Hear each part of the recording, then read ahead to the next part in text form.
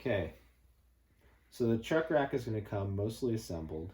We're going to start by attaching the fixturing plates to this upper T and then connect them to the lower support bracket. So grab the first flat part, grab the shortest bolt, take off both washers, feed it through, add one washer,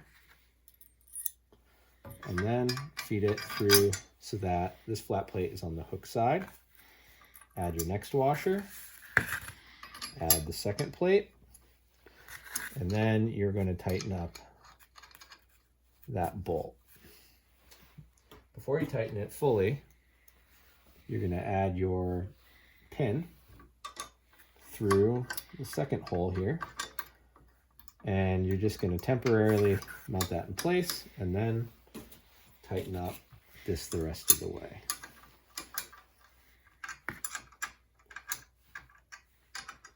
Just to take out some of the slop, but not super tight.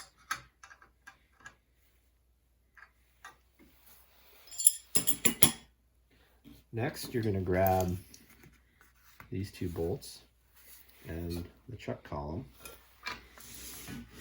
And you are going to bring it down like that. Put both the bolts through.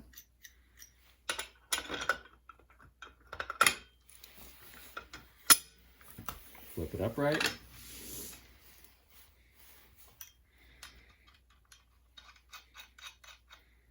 Put both nuts on. And then fully tighten both nuts so that there is no more play.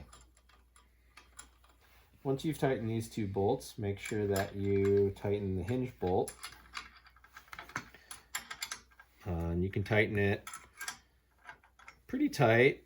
If it is too tight, then you can loosen it. If it's not tight enough, tighten it some more. Basically, it'll change the friction in between these two joints.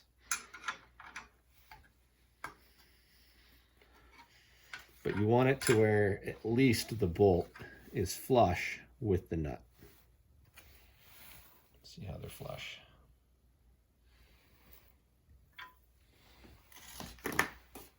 Once you've gotten those 3 bolts assembled, last bolt, we'll go through this side point right here.